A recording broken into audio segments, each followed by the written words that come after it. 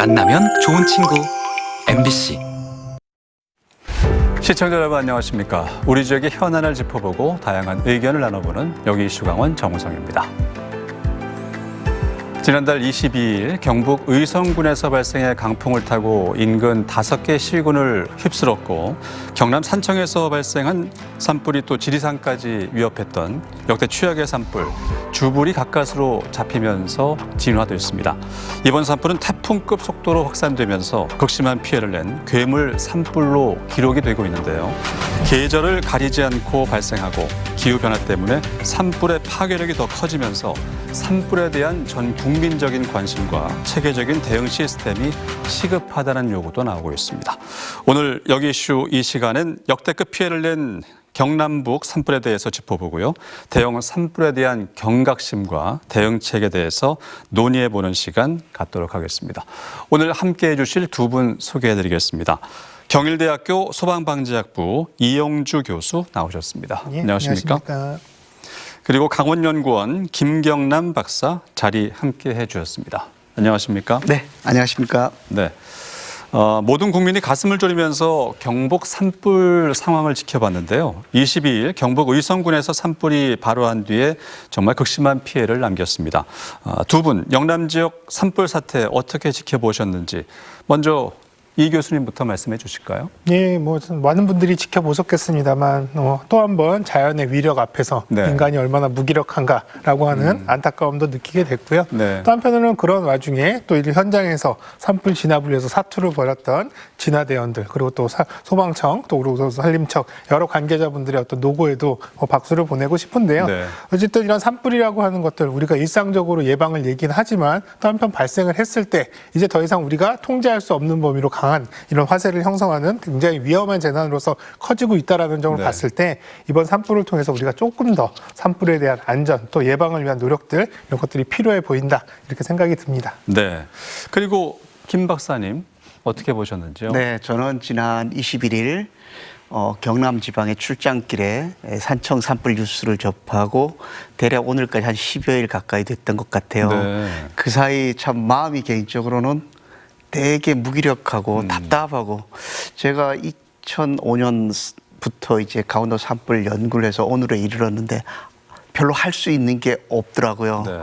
그래서 굉장히 좀 답답한 가운데 이렇게 뉴스만 지켜보는 그런 과정이었었습니다. 그러면 먼저 긴박했던 상황 영상으로 확인해 보시죠.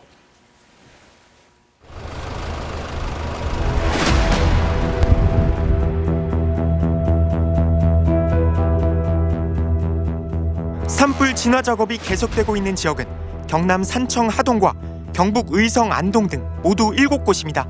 산림 피해가 예상되는 산불 영향구역은 3만 6천여 헥타르로 조사됐습니다. 역대 최악으로 기록된 지난 2000년 동해안 산불의 피해 면적은 넘어선 수치입니다. 경남 산청과 하동 산불은 무려 213시간 34분, 열흘간 지속되며 역대 두 번째로 긴 산불로 기록됐습니다.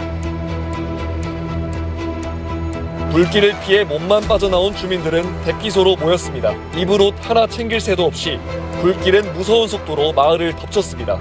산 밑에 있는 집, 저희 동네 밑에 집들은 다 전소했다는 거거든요.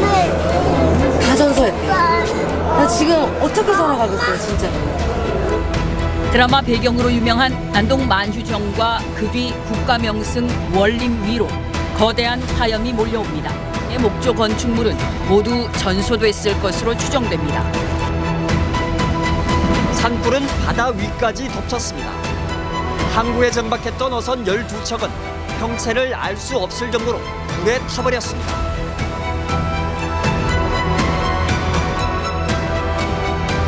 화마는 30명의 목숨을 빼앗았고 이재민은 7천여 명에 달했습니다.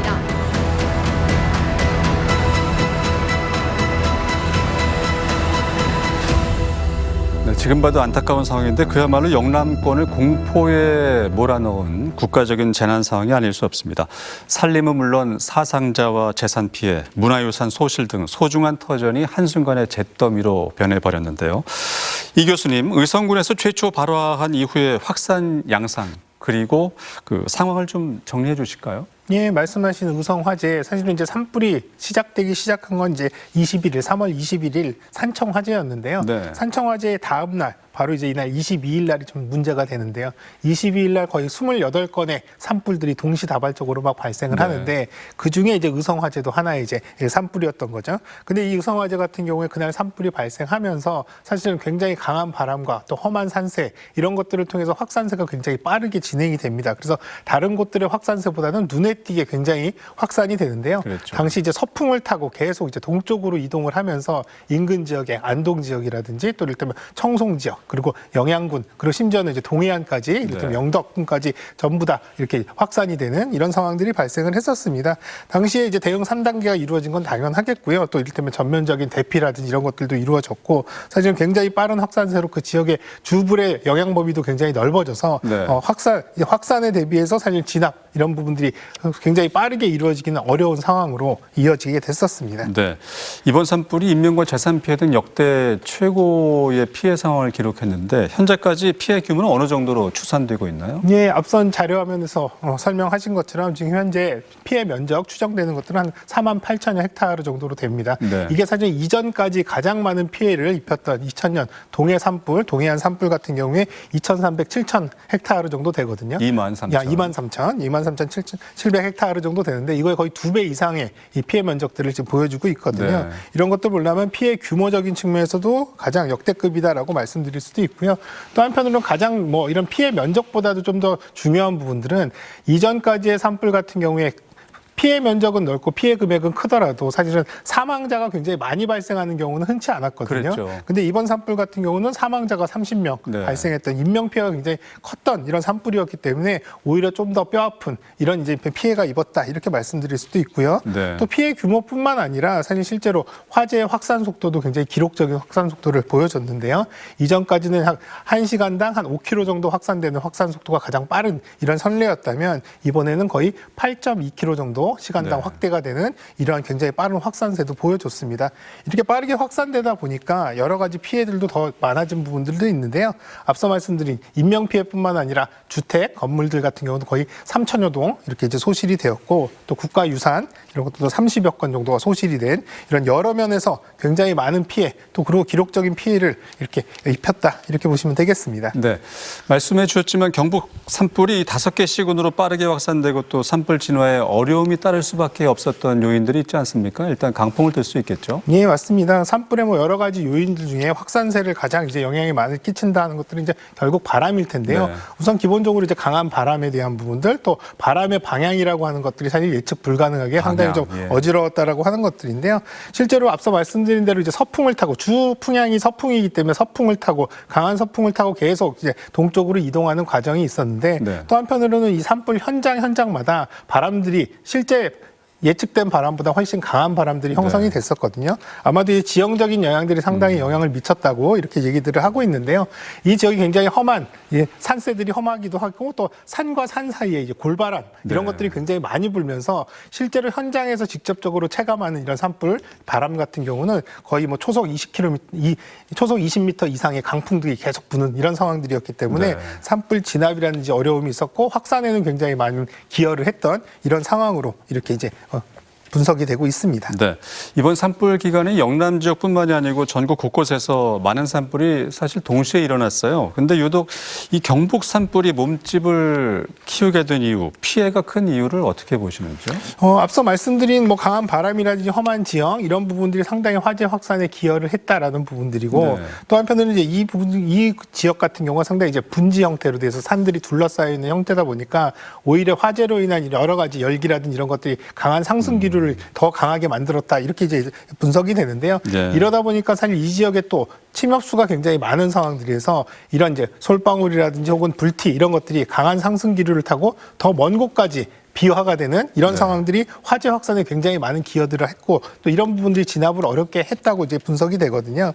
그렇기 때문에 사실 이 지역의 어떤 화재 확산에 관련된 것들은 침엽수림에 대한 영향들도 받았고 또 강한 화세에 의한 또 이런 비화에 대한 부분들이 적극적으로 이루어진 점 이런 부분들이 다른 곳보다는 훨씬 더 피해를 확대하는 데 영향을 미쳤다 보겠습니다. 정말 복합적인 요인들이 겹치면서 이번 산불이 경북에 상당히 큰 피해를 주었는데 우리나라 살림에서 소나무가 소나무가 차지하는 비율이 상당히 높은데요. 바로 이 소나무가 산불에 취약하다고 이 교수님이 말씀해 주셨는데, 그러면 김 박사님께 질문 좀 드리겠습니다. 우리 강원 영동 지역 역시 소나무림이 조성돼 있지 않습니까? 네. 강원 산림도 산불에 취약한 특성을 갖고 있다, 이런 얘기가 되겠네요. 네, 뭐 거의 대동소이하고요. 네. 그런데 이제 서두에 이렇게 말씀드리고 싶습니다. 소나무는 죄가 없다. 그 태백산맥 동쪽 사면 또 한반도 전체적으로 봐서도 네. 소나무가 우점하는 종인데요. 그럴 수밖에 없는 기후, 토양, 그러니까 환경적 요건이 있는 것 같습니다. 소나무의 특성을 잠깐 말씀을 드리면, 소나무는 그 우리가 산에 가면 좋은 향기가 나지 않습니까? 네. 그런 휘발성 물질을 갖고 있고요. 이런 것들은 휘발점이 매우 낮습니다. 한 35에서 45도. 네. 그러니까 불이 타서 조그만 열기를 들이대도 얘는 기화를 하기 시작합니다. 그런데 이 기화만 하는 게 아니라 이게 불이 닿으면 폭발적으로 불기둥을 세우죠. 네. 거기다가 송진으로 우리가 알고 있는 그 굳은 것들 있지 않습니까? 걔는 또 지속적으로 타요. 단기간에 화력도 좋은데 지속성도 좋습니다. 그러니까 소나무림이 이제 불을 화세를 키우고 진화를 어렵게 하는 그런 수종인 건 맞습니다. 네. 그렇지만 어쩔 수 없이 우리 기후 풍토에 맞는 게 그 수종이라서 지금도 우점한다, 이렇게 되어 있습니다. 아, 그렇군요. 강원 도민들에게 있어서 뭐 산불은 아직도 아물지 않은 상처와 공포로 남아 있습니다. 네. 되돌려 보자면 2000년 4월 7일 네. 고성에서 시작돼서 삼척, 동해, 강릉, 울진까지 번졌어요. 동해안 네. 산불로 네. 일컬어지죠. 그리고 2005년엔 낙산사를 소실시켰던 양양 산불이 있었고, 2022년 3월 4일입니다. 울진에서 시작해서 강원 삼척까지 번졌던 산불도 기억하실 네, 텐데, 네. 이번 경북 산불이 도내 발생했던 산불과 좀 유사한 점을 찾으면 어떤 것이 있고요? 또 차이점이란 어떤 게 있을까요? 이제 이 교수님께서 말씀을 참 많이 잘 해주셨는데요. 네. 보통 산불이 낮에는 바람이 불어도 그 큰 비행기, 저 헬기들 S-64E라고 그럽니다. 네. 닉네임 스카이 크레인 같은 경우는 축풍 21m/s까지 견디면서 물을 뿌려요. 네. 그래서 진화를 좀 하죠. 그래서 낮 시간에 이제 진화율을 좀 높여 놓습니다. 한 70, 80까지 높여 놓고 일몰 이제 30분 전에 비행 금지가 떨어지면 이제 비행기들이 계기장에 들어가 있겠죠. 그렇죠. 그 밤사이에는 이 바람이 더 불고 그러니까 불들이 통제받지 않고 확산을 합니다. 네. 다음날 아침에 눈 떠보면 이거 진화율이 뚝 떨어져 있어요. 네. 40%, 50%까지. 이게 반복되어졌던 것이 강원도 산불일도 그렇고 요번 경북 산불도 똑같습니다. 네. 다른 점이라면 피해가 왜 이렇게 커졌냐. 제가 봤을 때는 불탈 면적이 좀 컸던 것 같아요. 우리 같으면 태백산맥 후사면에, 이 동사면에 와서 바닷가까지 대략 10km, 7에서 10km 범위입니다. 그런데 내륙 지방이다 보니까 그 종심이 길다 그러죠. 네. 이쪽 서쪽부터 저 동쪽 바닷가까지 가는데 거리가 월등히 긴 거죠. 그래서 불탈 거리가 있는 데까지 불이 간 거죠. 네. 그래서 피해 면적이 이제 48,000까지 나온 것 같습니다. 참 안타까운 일이라고 생각합니다. 그러네요. 이 3월 말에서 4월 초까지 동해안에서 대형 산불이 반복되는 이유를 흔히 양간지풍 때문이라고 하는데, 이번 경북 산불이 갈수록 몸집을 키운 요인을 내륙의 봄철 기온 상승으로 인해서 대형화가 됐다, 이런 분석들을 많이 하고 있습니다. 네. 이 부분에 대해서 좀 자세히 소개 좀 해주시죠. 네, 뭐 양강지풍, 양간지풍, 예. 양양간성, 양양강릉, 하여튼 이 지방에 태백산맥 지형 요인으로 인해서 바람이 세게 부는 그 상황을 그 이식이라는 분이 네. 한 1700년대 수송지라는 그 보니까 글집에서 이제 소개를 했는데요.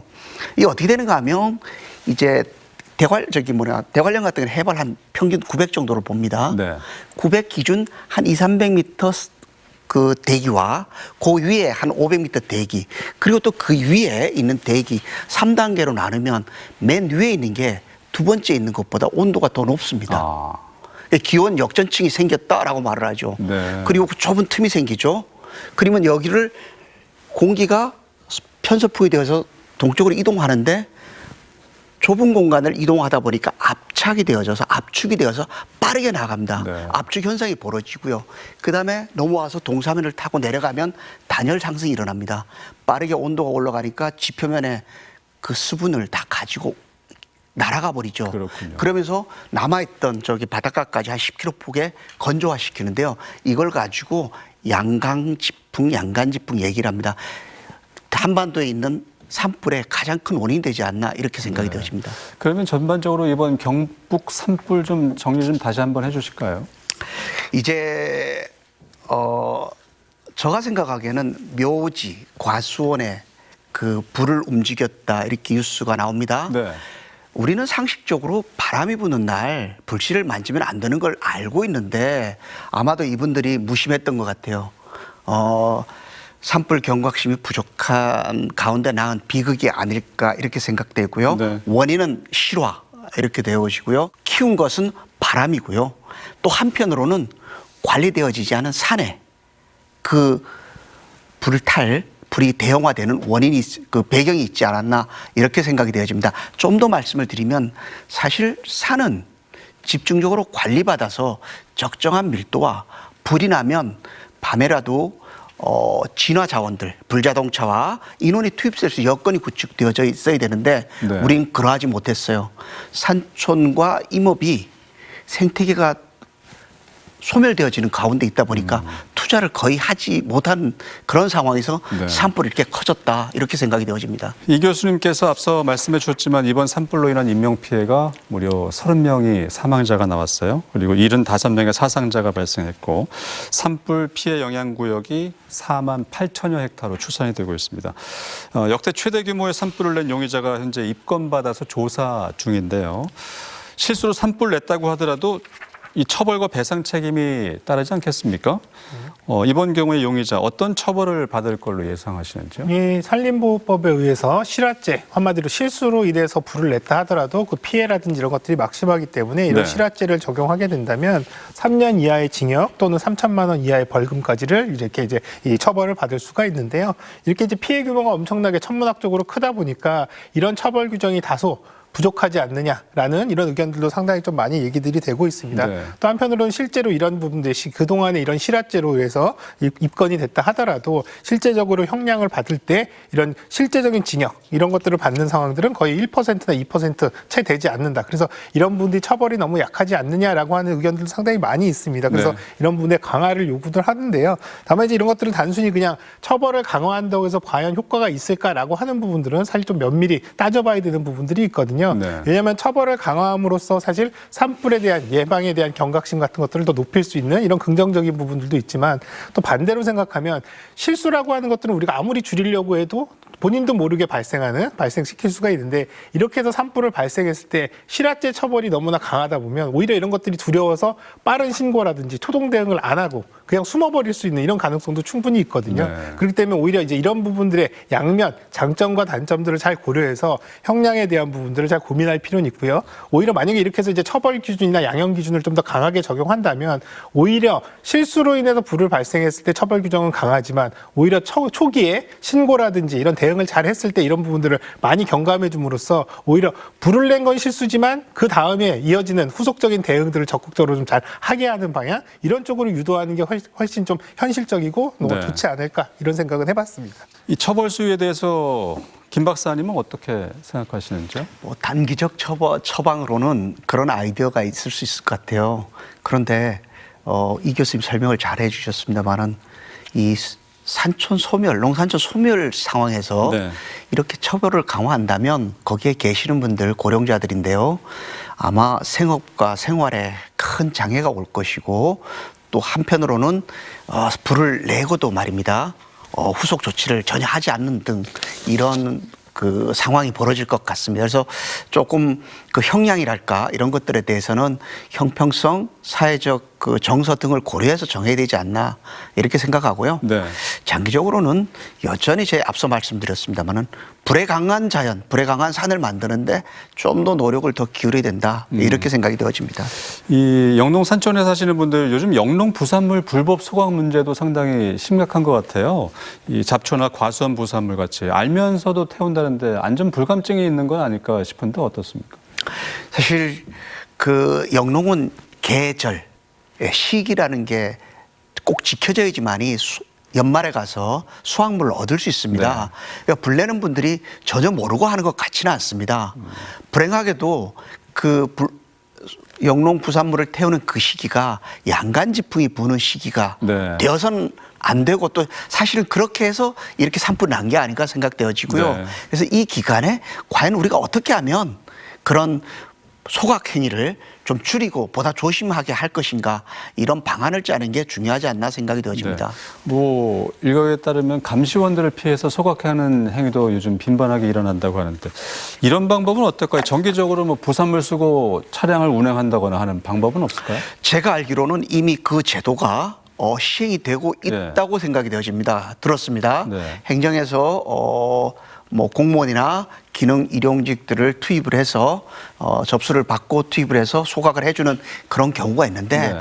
그래도 다 처리가 안 되어져서 임의로 이제 소각을 하다가 상황이 벌어지는 것 같습니다. 이미 한 2년 전부터 산림청 그리고 또 농촌진흥청 그리고 지자체들이 이러한 영농 부산물들을 소각함으로써 발생하는 문제들, 산불의 문제도 있고요. 또 이런 소각 과정에서의 미세먼지라든지 이런 것들 여러 가지 이제 문제들이 있어서 이런 부분들을 직접 수거해서 대신 네. 처리를 해주는 이런 사업들을 하고 있습니다. 다만 이제 최근 2년 동안 이런 부분을 시행해 보니까 상당히 효과도 좋고 네. 긍정적인 부분들이 있어서 앞으로도 계속 확대 시행하려고 하는 이런 계획들을 가지고 있거든요. 네. 그래서 오히려 이런 사업들 또 이런 제도들을 잘 활용하셔서 농촌에 계신 분들 이런 것들을 늘 의례적으로 늘 작년에도 이렇게 태웠는데 올해도 뭐 별일 없겠지 이렇게 안이하게 생각하시기보다는 조금 더 적극적으로 이런 부분들의 안전에 산불 예방에 동참하는 의미 또 그리고 환경 보호라든지 이런 것들에도 동참하는 의미로서 적극적으로 좀 활용을 하셨으면 좋겠다 생각이 듭니다. 네, 알겠습니다.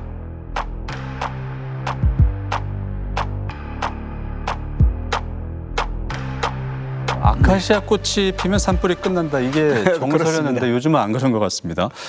산불이 연중 발생할 가능성이 높고 또 대형화되고 있는데 박사님 최근 변화나 추세 어떻게 분석하고 계시는지요? 사실 지금 25년 기준 이 의성 산불 나기 전까지는 산불 시즌 이런 말들이 있었어요. 네. 그래서 5월 15일까지 이제 우리가 이때까지만 고생하면 되지 그랬는데 최근에 어떤 패턴을 보면 5월 15일 이후에도 불이 납니다. 네. 불이 계속 나오고 그래서 연중화되는 거 아니야? 이제 이렇게 되고요. 그래서 산불 시즌은 과거보다 훨씬 길어지고 또 규모가 커지니까 혹독화되지 않나 이렇게 생각되어집니다. 통계를 보면 평균 520건 연중 이제 산불이 나는 것 같아요. 네. 작년 같은 경우는 240여 건 비가 많이 와서 산불이 덜 났다는 얘기죠. 네.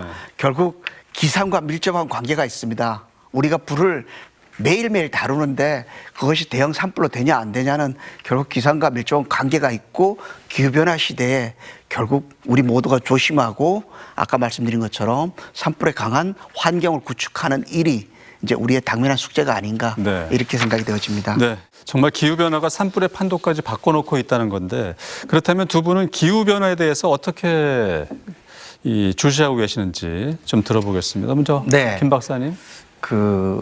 사실 우리가 기후변화 시대를 살고 있으면서도 그것에 대해서 큰 공감과 반응 또는 주의를 하지 않는 이유가 하나 있습니다. 더워진다 하더니 추워. 추워진다 하더니 더워. 이런 일들을 우리가 많이 겪죠. 네. 그래서 저가 아니라 그 연구 사례를 보면 그런 현상에 대해서 기후 채찍이다 이런 말을 써요. 기후 채찍. 예. 뭐 영문으로도 이게 이제 소개가 되고 있는데 무슨 얘기인가 하면 계절 시기에 어떤 때는 기온이 확 낮아졌다가 네. 또 어떤 때는 그것이 확 높아지고 이러한 극단적인 변화가 심해지는 걸 그 기후 채찍이라는 말로 이제 시사 용어처럼 이렇게 쓰게 됐는데요. 지금 우리가 맞고 있는 세월이 환경이 자연이 이제 그런 상황이 되어져 있는 것 같아요. 그런 가운데 있다 보니까 산불 같은 큰 사회적 재난 이슈를 맞닥뜨리지 않으면 그 기후 채찍기를 우리가 잘 인지를 못해요. 더워진 것 같은데 추워지고 추워진 것 같은데 더워지고 이런 것들이 이제 반복되다 보니까 잘 못 느끼는데 이번 산불을 계기로 아마 기후 변화에 대한 인식도가 공감도가 훨씬 높아질 것이고 네. 산불로 대표되는 그 외 다른 자연재해에 대한 경각심이 굉장히 높아지지 않겠나 이렇게 지금 저는 생각이 되어집니다. 네. 이 교수님께서도 이 기후변화에 따른 소방에 대해서 주목하고 계실 텐데 어떻습니까? 사실 기후변화가 사실은 그냥 단순히 변화해서 우리의 생활을 불편하게 한다 이게 아니라 직접적인 위협으로 다가오는 만큼 사실은 소방이라든지 또 재난 대응의 당국들이 사실 이러한 기후변화에 적극적으로 대응을 해야 되는 이런 필요성도 분명히 있고요. 네. 다만 이제 어려운 부분들은 뭐냐면 기후변화의 극한이 과연 어느 정도가 될지에 대한 부분들을 우리가 예측하기 힘들다는 예측 거죠. 못하죠. 그래서 만약에 이번처럼 산불이 이렇게 강화되고 커지는 것에 충분히 대비했다고 따라가면 또 그 다음에는 이거보다 더 강한 한마디로 이런 기후가 변하고 더 강화되는 이런 이제 이 재난의 강도들을 우리가 과연 따라잡기는 사실 쉽지 않다라는 네. 거죠. 그렇기 때문에 충분히 필요한 부분들을 우리가 대비를 하더라도 또 어떻게 보면은 우리 스스로의 안전을 지키기 위한 개인적인 노력들이 어떻게 보면 더 필요한 시기가 됐다. 그래서 정부라든지 정책적으로 이러한 안전을 확보하거나 기후변화에 대응하는 여러 가지 재난 정책들도 필요하지만 국민들 스스로가 안전하기 위한 스스로를 지키기 위한 노력들도 여기에 같이 되어야지만 이렇게 빠르게 변하고 강화하는 재난에 우리가 조금 더 안전할 수 있다라는 부분들을 좀 말씀드리고 싶습니다. 네.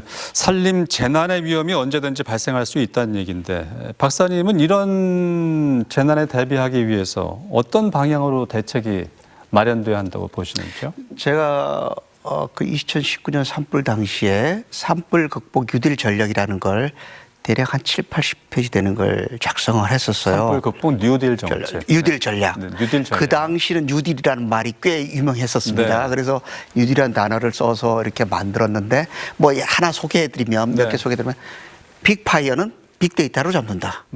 사실은 이미 우리가 산불 난 곳에 대한 좌표값이 꽤 많이 있거든요. 네. 그러니까 그런 것들을 그 통계 분석을 해서 추정을 하는 것이죠. 비교적 잘 날 곳을. 그러면 그곳에 진화 예방 자원을 좀 더 가까이, 좀 더 많이 이제 투입해 놓는 네. 그런 방법이 있었고요. 또 하나는 이제 요번에도 보니까 우리가 산불 진화에 있어서 자원이 많다고는 할 수 없지만 그래도 있었어요. 과연 효율적으로 진화 자원을 운영했는가 하는 문제입니다. 효율적인 운영. 예, 그러면 이거는 어떻게 연결되는가 하면 결국 군사작전 같은 건데요. 네. 저는 그때 그 보고서에는 탑 커맨더 육성이라는 키워드로 되어 있습니다. 산불 진화 자원, 인력 자원, 장비 자원, 헬기 같은 거 운영하는 것에 네. 능숙한 지휘자를 길러내야 됩니다. 사실 이런 부분에 우리가 좀 취약하지 않나 이런 생각으로 그때 이제 보고서를 작성했던 거 있고요. 그 다음에 도시명 이번에도 집이 한 3,000채 불탔지 않습니까? 그렇죠.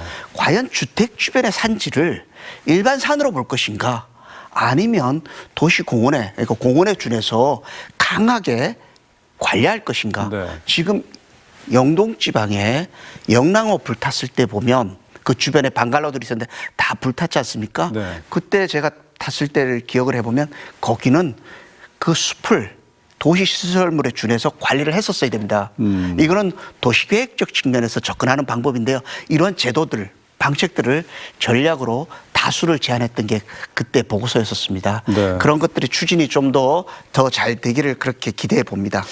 그러면 그 산림 관리 차원에서 한 가지 더 질문을 드리자면 네. 우리나라 산에 대한 임도 설치율이 상당히 낮다고 들었어요. 맞습니다. 그것이 또 산불 더 네. 대형화시킨 원인이 됐다고 분석들을 하시던데 네. 어떻게 보십니까? 뭐 아주 예외적으로 임도가 바람길이 되어져서 산불 확산의 통로가 되었을 수도 있습니다. 네. 그런데 고속도로 어느 분이 그랬대요. 고속도로 저기 뭡니까 교통사고 무서워서 고속도로 안 내냐? 네. 이거 그런 얘기랑 비슷합니다. 적어도 산불 임도는 야간에 헬기가 뜨지 못하는 시간에 진화 자원을 투입할 수 있는 유일한 수단입니다. 그렇죠. 네, 도구이고 그래서 저 생각에는 임도는 더 늘려야 되고요. 네. 그렇습니다. 알겠습니다. 이번 경북 산불을 진화하는 과정에서 진화 인력 고령화, 또 노후 장비 등 진화 시스템의 전반적인 문제점이 드러나기도 했는데요. 영상 보고 오시죠. 강한 바람에 불티가 사방으로 번지면서 마치 도깨비불처럼 예상치 못한 곳에서 불이 납니다. 며칠째 건조특보가 내려진 데다 초여름 같은 날씨가 이어졌고 바싹 마른 낙엽이 불쏘시개 역할을 하고 있습니다.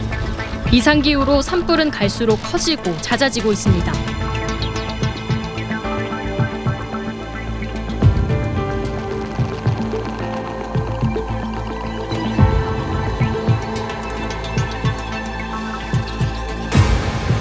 사고 헬기는 1995년 7월에 생산한 노후 기종이었습니다.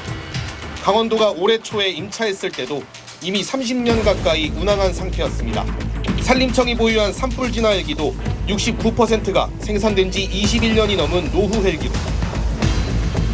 산불 전문 예방진화대원은 해마다 지자체가 고용합니다. 강원 지역 진화대원 1,118명의 평균 나이는 환갑을 넘긴 62살. 진화 인력은 고령화하고 노후 장비는 느는 상황에서 대형 산불이 해마다 되풀이되고 있습니다. 자, 경북 산불이 이렇게까지 확산된 데는 초기 대처와 진화에 실패한 점을 주요 원인으로 꼽기도 하던데요. 이 교수님, 경북 산불의 진화율, 초기 대응에 대해서 좀 정리 좀 해주실까요? 이 경북 산불의 좀 독특한 점은 과거에는 야간에 굉장히 강한 바람이 불면서 확산세가 오히려 확 늘어나는 경향들이 있었는데 오히려 이번에는 오히려 주간에 오후가 되면 오히려 강한 바람이 불면서 진화되는 속도보다 확산되는 속도가 점점 더 빨라지면서 한마디로 오히려 계속 끄고 있는데 오히려 이제 진화율이 떨어지는 굉장히 좀 독특한 현상들도 나타나기도 했었습니다.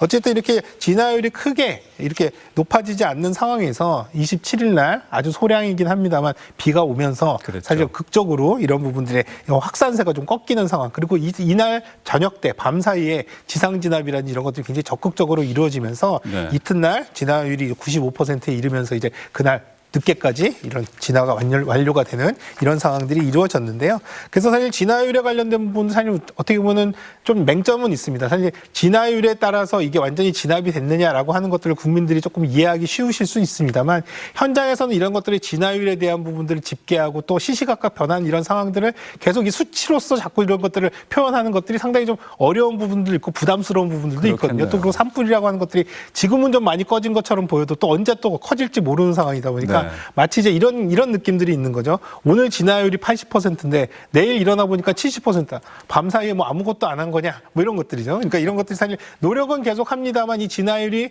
열심히 끄는 거에 비해서 적극적으로 그때그때 반영되지 않는다는 이런 이제 현실적인 한계도 있기 때문에 국민분들께서도 이런 부분들에 너무 집착하시기보다는 전체적인 어떤 화재 상황들 또 그리고 이런 안전에 관련된 상황들을 잘 들여다보시는 이런 부분들에 더 이해도 좀 필요해 보입니다. 네. 밤까지 잦아들지 않는 강풍 때문에 모든 국민들이 상당히 야속하긴 했어요.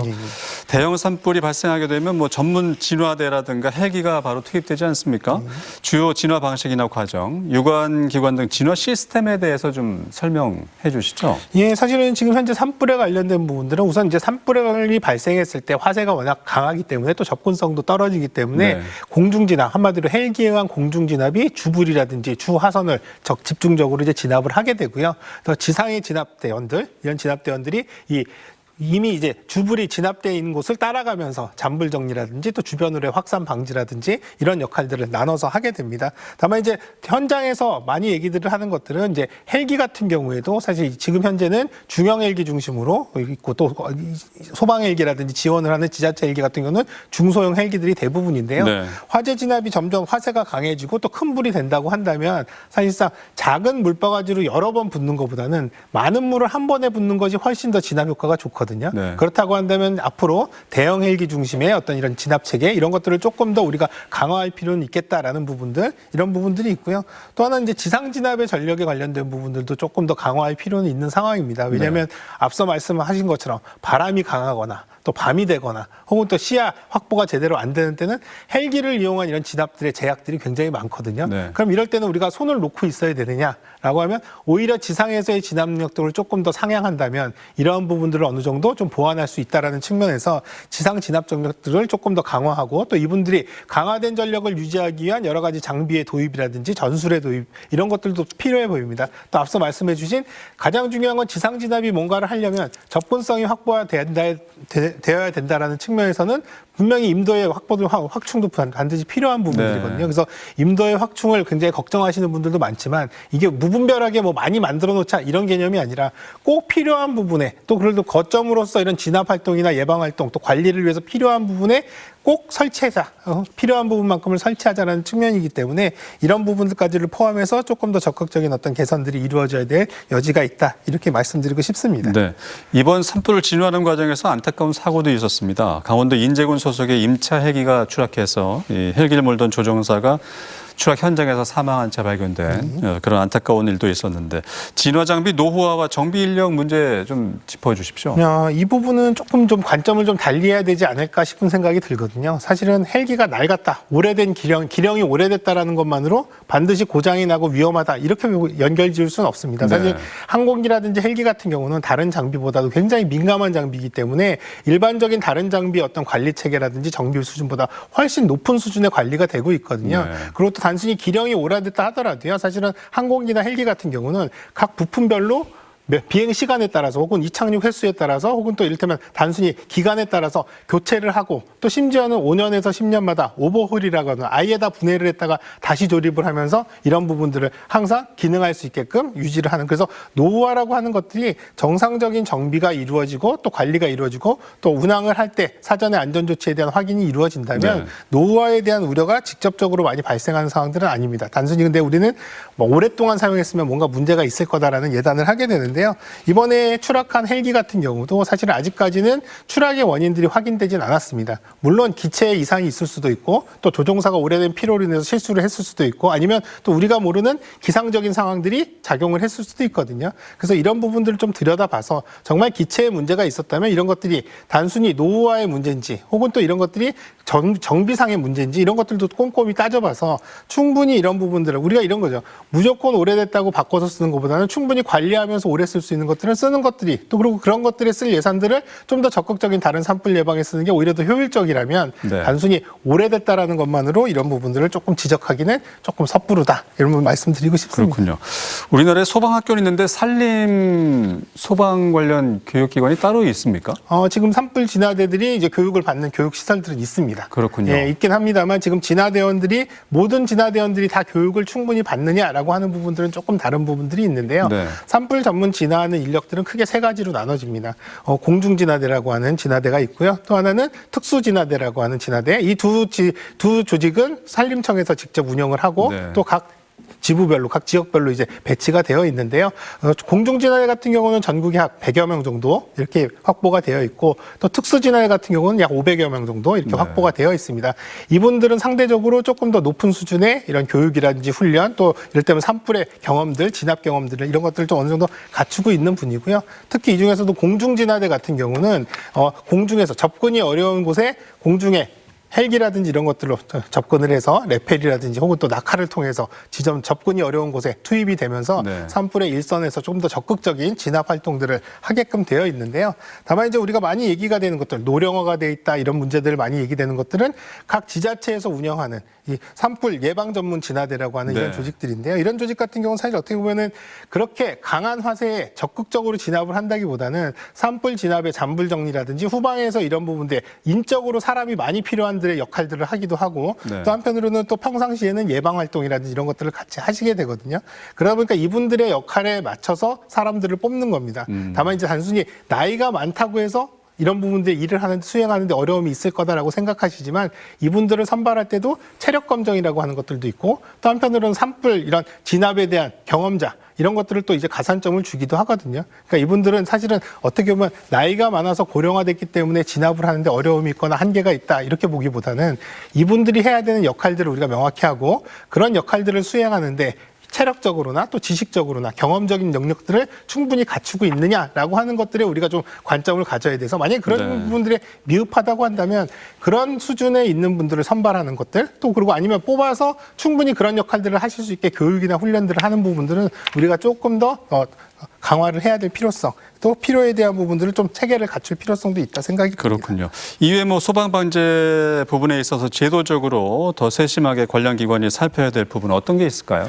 사실은 이번 산불에서 다른 부분들은 물론 이제 여러 가지 진압 과정에서 다시 한번 복귀를 하면서 여러 가지 개선들이 이루어질 텐데 이번 산불을 통해서 조금 더 우리가 세심하게 살피고 또 적극적으로 뭔가 체계를 갖춰야 된다고 하는 건 비상시에 긴급 대피가 아닐까 싶습니다. 긴급 대피요. 사실은 많은 인명 피해가 발생한 이유들 분들도 굉장히 짧은 시간에 긴급하게 대피가 이루어지면서 대피하는 과정에서 사망하기도 하고 또 아니면 아예 대피조차를 못한 상태에서 사망하는 네. 이런 사망자들이 발생했기 때문에 우리가 이전까지는 산불을 빨리 끄는데 어떻게 보면 가장 총력을 기울였다면 오히려 이런 많은 인명피해가 발생할 수 있다는 점을 우리가 알았기 때문에 이거와는 동시에 인명안전에 대한 부분들, 대피계획, 또 대피를 유도하는 부분, 또 조력하는 부분들 이런 부분들의 체계도 분명히 갖출 필요가 있다고 생각이 됩니다. 네. 다만 이제 이번에도 많은 사망자의 구성으로 보면 고령자분들이 굉장히 많았다. 그렇죠. 이런 부분들이 있는데요. 이 부분들은 사실은 정상적인 성인보다도 훨씬 체력적으로도 사실은 긴급하게 대피를 하는데 어려움이 있으시고요. 또 한편으로는 우리가 재난 문자를 통해서 대피 명령들이 전달이 되지만 이분들은 인터넷이나 휴대폰 또 이런 여러 가지 이런 기기들을 다루거나 정보를 획득하는데 상대적으로 익숙하지 않으신 네. 분들이거든요. 그렇기 때문에 이전까지는 우리가 문자라든지 이런 것들을 통해서 알려주는 우리가 얼마나 잘 알려주느냐의 관점에 있었다면 수신자의 입장에서 우리들이 잘 받아서 확인하실 수 있게 되느냐 이런 부분들까지 좀 세심하게 좀 들여다봐야 될 필요가 있다고 생각이 됩니다. 말씀대로 뭐 산불 진화도 중요하지만 가장 중요한 건 또 인명피해가 발생하지 않게 이 긴급 대피 같은 거에 대한 제도적인 장치 마련, 후속 조치가 더 필요할 것 같고요. 김 박사님, 주불과 잔불은 마무리가 됐지만 뒷불에 대한 가능성도 대비를 해야 될 것 같은데요. 이번 산불 향후는 어떻게 예측을 하시는지요? 이제 말씀하신 것처럼 27일, 28일 비가 왔고요. 네. 그 비는 아마 대기의 고기압과 저기압의 기압차를 좀 변화시켰고 그래서 풍속이 떨어졌고 불을 끌 수 있었습니다. 이제 남은 건 이제 뒷불 정리를 하면서 이제 나머지 상황 정리를 하게 되는데 뒷불 정리에 들어가면 일단 진화선 점검 네. 또 불타던 남은 이렇게 나무 덩어리 이런 것들에 대한 점검, 낙엽청 이제 점검 이런 것들을 하면서 전체적으로 뒷불이 일어나지 않도록 이렇게 할 것 같습니다. 사실 과거의 어떤 사례를 보면 진화되어졌다고 생각하고 모두 다 철수한 뒤에 네. 밤중에 다시 뒷불에서 불이 일어나서 다음날 아침 다시 진화 저하원을 전개한 사례도 왕왕 있었다고 제가 알고 있습니다. 그렇군요. 그래서 대단히 주의해야 되지 않나 이렇게 생각이 되어집니다. 네. 잔불과 뒷불 정리 정말 중요할 것 같고요. 이전에 강원도에서 발생한 산불 사례와 비춰보면 이 복원까지의 과정과 시간도 생각하지 않을 수 없는데 어떻게 보십니까? 네, 긴 시간이 걸릴 겁니다. 제가 생각하기에 4월 6일까지 아마 긴급 피해 조사 이루어질 거고요. 네. 그 조사 결과를 가지고 긴급 복구 계획이 만들어지고 6월 어간까지 사방으로 대표되어지는 토사제, 여름철 토사제 대비 이제 사업이 벌어질 겁니다. 그리고 금년 연중에는 좀 더 추가적인 조사를 통해서 종합 복구 계획을 수립할 겁니다. 그리고 2년 차부터 도로변부터 이제 벌채하는 곳을 벌채해서 조림 준비 등 이제 항구 복구로 이제 들어가는 그런 과정에 있고요. 2000년 산불의 어떤 자료를 보면 자연이 어떻게 회복하나 이렇게 보니까 불이 나면 최대가 아니죠. 온도가 한 500도씨까지 올라가고요. 그 열기는 대략 지표와 30cm까지 영향을 미친다고 합니다. 이러다 보니까 토양 미생물들이 다 죽어요. 그런 가운데 조사한 기록을 보면 낙엽층이 만들어지는데 16년. 예, 그게 2cm 쌓이는데 26년, 대략 30년 걸린다. 이런 조사 결과가 있습니다. 이렇듯이 우리가 겉보기에는 푸르러서 멀쩡해 보이지만 사실은 온전치 않다. 그리고 그 시간은 생각보다 오래 걸린다. 네. 특히 송이를 기대하는 산촌 주민들 30년 뒤에 기대할 수 있을까? 이렇게 되겠죠. 그렇군요. 네. 기후 변화로 인한 산림자원 생태계에도 변화를 겪고 있는데 이번 산불로 인해서 더 큰 생태계 변화가 있지 않을까 우려스러운데요. 이 부분은 어떻게 보십니까? 제가 이제 그때 과거 산불 때 미래 지향적 산림 생태계 복구 이런 이제 레포트를 써요. 네. 이제 산불이 끝나면 자연 복원과 조림 복구, 인공 복원하는 그 주장을 하는 양측의 팽팽한 주장이 맞설 겁니다. 이때 이제 산을 전체적으로 관리한 산림청의 큰 요령이 좀 필요할 것 같아요. 모든 산을 다 나무를 심을 수도 없고 모든 산을 자연 복원에 맡길 수도 없습니다. 지형과 토양 그리고 사람들의 그 주민들의 산촌 주민들의 욕구에 맞춰서 적절한 비율로 인공 복구를 하고 네. 나머지는 자연의 힘에 의해서 복구되도록 유도하는 게 요령이 좀 필요하고요. 그건 아마 그 전문가들께서 논의를 하지 않을까 이렇게 제가 예상을 합니다. 네, 산림 생태계 보건 문제도 쉽지 않아 보이는데 이번 산불로 삶의 터전을 잃은 이재민의 상실감과 고통은 정말 이루 말할 수 없을 것 같아요. 일상으로 돌아가기까지 시간이 뭐 얼마나 걸릴지도 모르고 심한 우울증도 걸리고 계시고 참담한 두려움 이런 여러 어려운 상황에 놓여 있는 게 이재민들인데 물질적인 피해도 그렇지만 이재민들의 정서적 심리 고통을 해결해 줄 수 있는 방법 어떤 게 있을까요? 예, 말씀하신 대로 당장 뭐 이재민들 상실감도 그렇고 또 여러 가지 불안감에 또 이를테면 이런 여러 가지 심리적인 어떤 이제 안정이 굉장히 필요한 상황들인데요. 사실 오늘 아침에 또 이제 그 지역에 유일하게 불소실되지 않은 그 집의 소유주 이분 같은 경우도 사실 오히려 본인 집은 타지 않았음에도 불구하고 다른 집들이 다 피해를 입었는데 나만 괜찮다라고 하는 것들 때문에 그 미안함 때문에도 더 많은 심리적인 고통을 겪고 계시더라고요. 이런 것처럼 사실은 이 피해 지역 주민분들이 피해의 경중을 떠나서 그 지역에 같이 소속돼 있다는 것만으로도 상당히 많은 심리적인 어떤 이 부담을 가지고 계실 수밖에 없습니다. 그래서 이러한 부분들은 사실 지역적으로 지금도 현재는 이런 심리 지원에 대한 부분들이 적극적으로 이루어지고 있죠. 다만 이제 이런 부분들이 단순히 지금 단기간에 끝날 것들이 아니라 굉장히 오랜 기간에 걸쳐서 이러한 부분들이 또 나타나기도 하거든요. 그렇기 때문에 지금 현재 증상이 나타나는 분들도 있고 또 아니면 겉으로는 괜찮으시다 하더라도 본인도 모르는 사이에 이런 부분들에 이런 스트레스에 노출돼 있는 이런 상황들이 있기 때문에 지역 주민 전체에 대한 어떤 심리적인 안정의 관리 이런 것들이 분명히 필요해 보입니다. 또 한편으로는 이 지역 피해 지역이 아니더라도 일반 국민분들도 혹은 또 여기에 또 여러 가지 진압 활동이나 이런 것들에 투입됐던 이런 이제 공무원분들 또 이를테면 진압대원들 이런 분들도 사실 어떻게 보면 다 정신적인 어떤 스트레스를 받고 있는 거거든요. 그렇기 때문에 우리 사회 전반에 이런 심리적인 안정이라든지 이런 부분에 대해서는 조금 더 눈여겨봐야 될 필요는 분명히 있어 보입니다. 네, 지속적인 관심과 보살핌이 필요해 보이는데 강원도의 경우는 어땠는지 또 어떻게 대처할 수 있을까요, 박사님? 강원도에는 이제 이재민과 또 재난 그 대응 현장에서 고생했던 분들을 위해서 그 트라우마 치료를 하는 프로그램이 있습니다. 대학 부설로 그런 도 재정 지원을 받아 운영하는 그 기관이 있는 걸로 제가 알고 있고 이번에도 경북 지역에 지원을 갔습니다. 그 외에 제가 조금 말씀드리고 싶은 것은 휴머니즘입니다. 휴머니즘이요. 이 산불을 재난이 나고 나면 많은 사람들이 없던 신뢰와 우정이 쌓입니다. 그 힘든 상황을 함께 거쳤기 때문에 휴머니즘이 싹 트는데 이게 시효가 있더라고요. 대략 2년 반에서 3년입니다. 왜 그런가 하면 이제 참 말씀드리기 죄송합니다만은 재난이 나면 이재민을 대상으로 해서 민간의 성금과 행정에서 보조금이 나가지 않습니까? 이 돈의 배분과 분배 과정에서 다시 갈등이 벌어지는 경우가 많습니다. 그래서 이 일에 관여하는 마을 대표, 주민 대표분들은 막 생겼던 휴머니즘이 오랫동안 지속되도록 하기 위해서는 그 배분 과정에서의 갈등을 없애고 완화시키는 요령, 주의가 필요하다. 이건 뭐 여러 개 말씀드리자면 참 긴데요. 그것들에 대해서 관심을 좀 가졌으면 합니다. 네, 이재민들이 상실감을 느끼지 않는 부분에 대해서도 세세하게 신경을 좀 써야겠다 이런 말씀이시군요. 이제 마무리를 좀 해야 될 것 같은데 심각한 기후 변화로 인해서 역대 최대 피해로 기록될 이번 경북 산불 그저 시작에 불과할 수도 있습니다. 끝으로 학자로서 연구원으로서 현행 지도와 인식에 대해서 뭐 당부하신 말씀.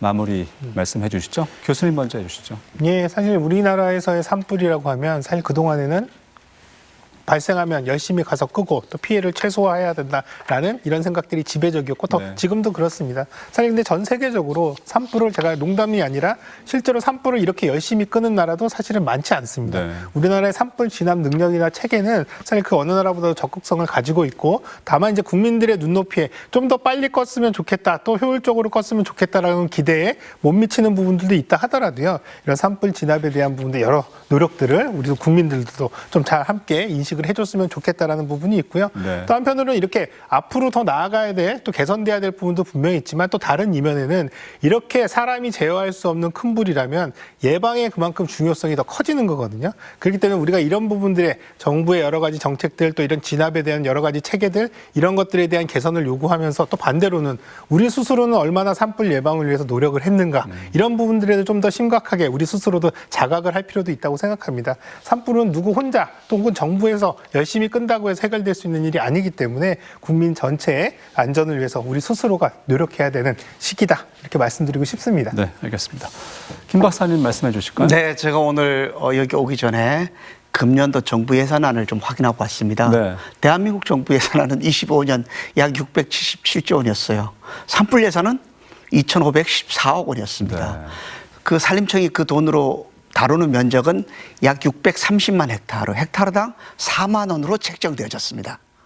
이 돈이 많다 작다를 떠나서 일단 이번 산불을 계기로 좀 확대가 좀 필요하다, 네. 이렇게 생각되어지고요. 한편 산림청은 그렇다고 무작정 늘릴 수도 없습니다, 예산을. 그래서 배정받은 예산을 잘 써야 되는데요. 아까 우리 그 말씀 중에 교육훈련센터 말씀을 네. 하셨지 않습니까? 제가 이번에 보니까 그 교육훈련이 좀 강화될 필요가 있다, 이렇게 보여지고요. 마침 강원도 같은 경우는 이 부분에 강점이 있는 것 같아요.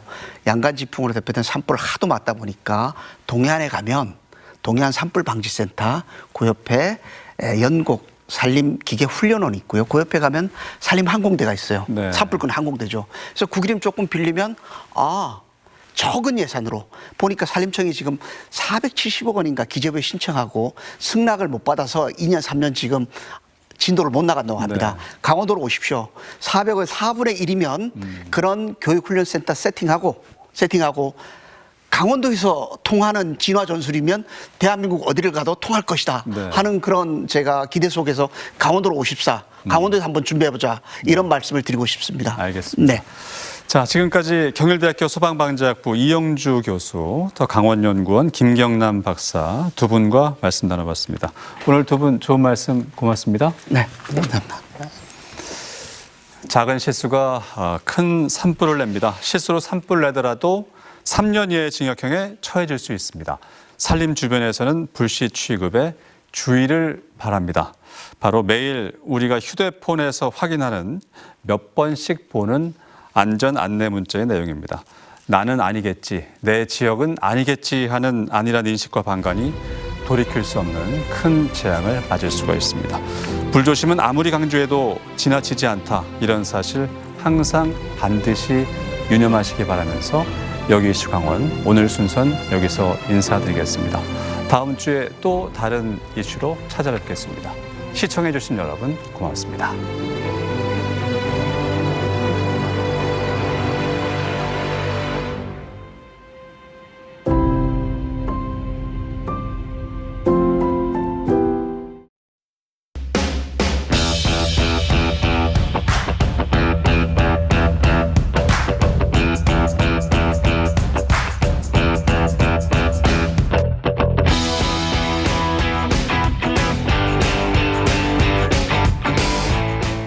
만나면 좋은 친구 MBC